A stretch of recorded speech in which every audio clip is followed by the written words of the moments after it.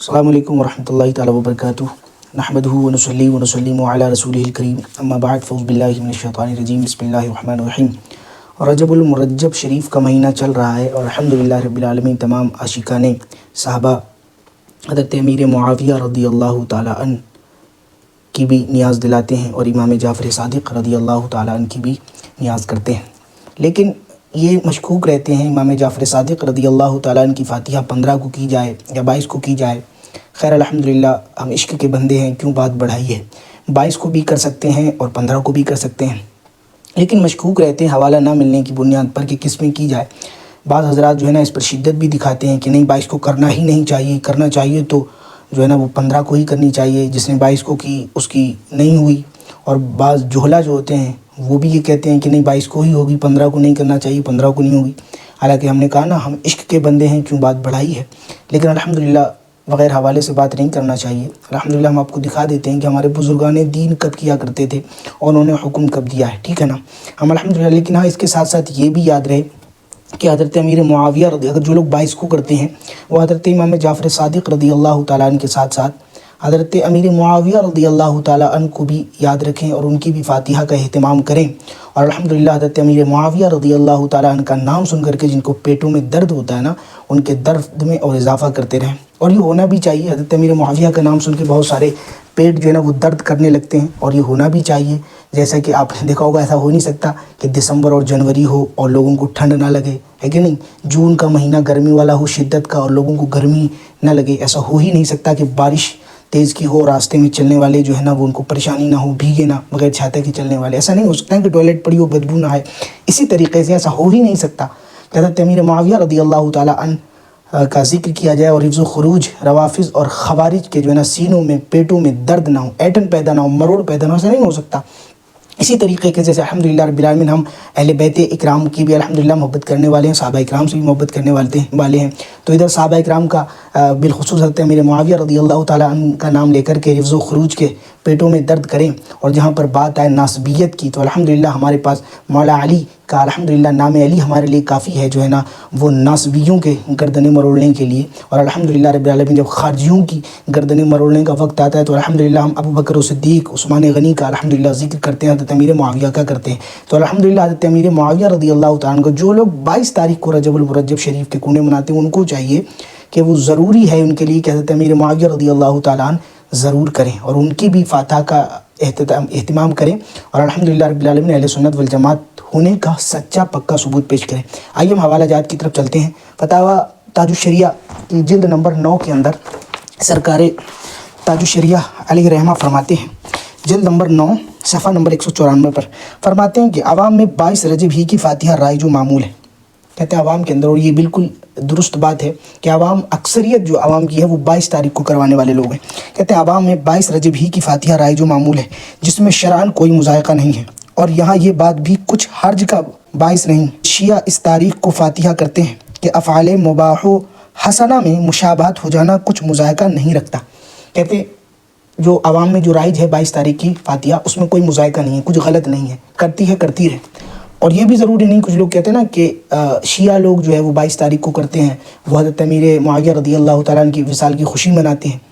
اس لیے کرتے ہیں۔ تو سرکار تاج الشریعہ فرماتے ہیں کہ اس میں کوئی مذائقہ نہیں ہے، جو مباح اور حسنہ چیزیں ہوتی ہیں اس میں مشابہت کوئی معنی نہیں رکھتی، کوئی مذائقہ نہیں رکھتی۔ تو یہ ہو گئی فتاویٰ تاج الشریعہ۔ اور دوسری بات ہم دیکھ لیتے ہیں کہ فتاویٰ فقیہ ملت حضرت علامہ جلال الدین امجدی رحمۃ اللہ تعالیٰ علیہ نے کیا بیان فرمایا، یہ فتاویٰ فقیہ ملت کی جلد نمبر 2 صفحہ نمبر 265 پر حضرت علامہ جلال الدین احمد امجدی رحمۃ اللہ تعالیٰ علیہ کیا فرماتے ہیں، ماہ رجب میں کنڈے کے نام پر حضرت امام جعفر صادق رضی اللہ تعالیٰ عنہ کی نیاز کرنا جائز و درست ہے، ٹھیک ہے۔ آگے کہتے ہیں حضور صدر الشریعہ فرماتے ہیں ماہ رجب میں امام جعفر صادق رضی اللہ تعالیٰ عنہ کے احصال ثواب کے لیے پوریوں کے کنڈے بھرے جاتے ہیں اور فاتحہ دلا کر کھلاتے ہیں، یہ جائز ہے۔ لیکن یہاں پر جو 22 اور 15 کا جو مسئلہ ہے وہ میں نے اور بھی دیگر کتب میں ڈھونڈنا چاہا اور دیکھا کہ ہاں کسی نے 22 تاریخ کو منع کیا ہو، لیکن نہیں ملا۔ البتہ صرف اور صرف علامہ جلال الدین احمد امجدی رحمۃ اللہ تعالیٰ علیہ حضور فقیہ ملت کی کتاب فتاویٰ فقیہ ملت کی جلد نمبر 2 صفحہ نمبر 265 میں یہ ملا، لکھتے ہیں لیکن 22 رجب کے بجائے حضرت امام جعفر صادق رضی اللہ تعالیٰ عنہ کی نیاز 15 रजब को करें, ये कि हज़रत का विसाल 15 रजब ही को हुआ है, ना कि 22 को। अलबत्ता 22 रजब को हज़रत अमीर मुआविया का विसाल हुआ है, तो शिया इस तारीख़ में हज़रत अमीर मुआविया के विसाल को की खुशी मनाते हैं और अज़राए फ़रेब उसे इमाम जाफ़र सादिक़ की नियाज़ कहते हैं। लिहाजा सुन्नी हज़रात पर लाजिम है कि वो शियों की मवाफ़िक़त से दूर रहें। 22 रजब को इमाम जाफ़र सादिक़ रज़ी अल्लाह तआला अन्हु की नियाज़ हरगिज़ न करें, बल्कि 15 रजब को हज़रत का विसाल हुआ है, तो इसी तारीख़ में उनकी नियाज़ करें। सिर्फ़ एक ही हवाला ये फ़तावा फ़क़ीह मिल्लत का मुझे मिला, जिसमें अल्लामा फ़क़ीह मिल्लत अल्लामा जलालुद्दीन अहमद अमजदी रहमतुल्लाह ताला अलैह ने इसको मना फ़रमाया है, लेकिन और सारी कुतुब में हमको मिला। तीसरी किताब हम आपको बता दें, ये अल्लामा हकीमुल उम्मत की किताब, मुफ्ती अहमद यार खान नईमी साहब की किताब इस्लामी ज़िंदगी, इसमें भी इसी तरीके की बहस की गई है कि हज़रत हकीमुल उम्मत इस्लामी ज़िंदगी के सफ़ा नंबर 75 पर फरमाते हैं, इस महीने की 22 तारीख को, यानी रजबुल मुरज्जब की, इस महीने की 22 तारीख को हिंदू पाक में कूंडे होते हैं, यानी नए कूंडे मंगाए जाते हैं और सवा पाव मैदा, सवा पाव शक्कर, सवा पाव घी मंगाकर हज़रत इमाम जाफ़र सादिक़ रज़ी अल्लाह तआला अन्हु की फ़ातिहा करते हैं। इस रस्म में सिर्फ 2 ख़राबियाँ पैदा हो गई हैं। कहते हैं ये बिल्कुल जायज़ है, बिल्कुल दुरुस्त है। 22 तारीख का नाम लिया और कहा रोका नहीं 22 तारीख से। और आगे चल के सफ़ा नंबर 79 पर कहते हैं कि रजब के महीने में 22 तारीख को कूंडों की रस्म बहुत अच्छी और बरकत वाली है। 22 तारीख को ही कहा कि 22 तारीख को बहुत अच्छी और बरकत वाली है, मगर इसमें से ये क़ैद निकाल दो कि फ़ातिहा की चीज़ बाहर ना जाए और लकड़ी वाले का किस्सा ज़रूर पढ़ा जाए। कोई लकड़ी वाले होंगे, शायद कहीं पढ़ा जाता हो, मैंने तो कहीं नहीं देखा, अपने इलाकों में भी नहीं देखा और मुझसे किसी ने कहा भी नहीं। और ये भी मैंने कहीं नहीं सुना कि लोग कहते हो कि वहीं बैठ कर के खा लो जहाँ पे बनी है, बाहर न ले जाई जाए, ये भी मैंने नहीं सुना है। हो सकता है किसी इलाके में होता होगा। उसी चीज़ को जो है ना रद्द करते फरमाते हैं कि 22 तारीख को बहुत अच्छी रस्म है और बरकत वाली भी रस्म है, लेकिन इसमें जो ख़राबियाँ हैं कि वो कोई लकड़ी वाले उनका किस्सा बयान ना करो। दूसरा ये है कि आवाम में ये ख़राबी पैदा हो गई है कि ये जहाँ बनी है वहीं खा लो, घर से बाहर नहीं जानी चाहिए। ठीक है, ये हज़रत हकीमुल उम्मत ने फरमाया, लेकिन 22 तारीख का नाम लेकर के कहा कि बिल्कुल दुरुस्त है, इन्होंने रोका नहीं। ठीक है, हम और एक हवाला और देख लेते हैं फ़तावा अमजदिया का। फ़तावा अमजदिया जिल्द नंबर 1 हिस्सा 1 सफ़ा नंबर 365 पर हज़रत सवाल हुआ है,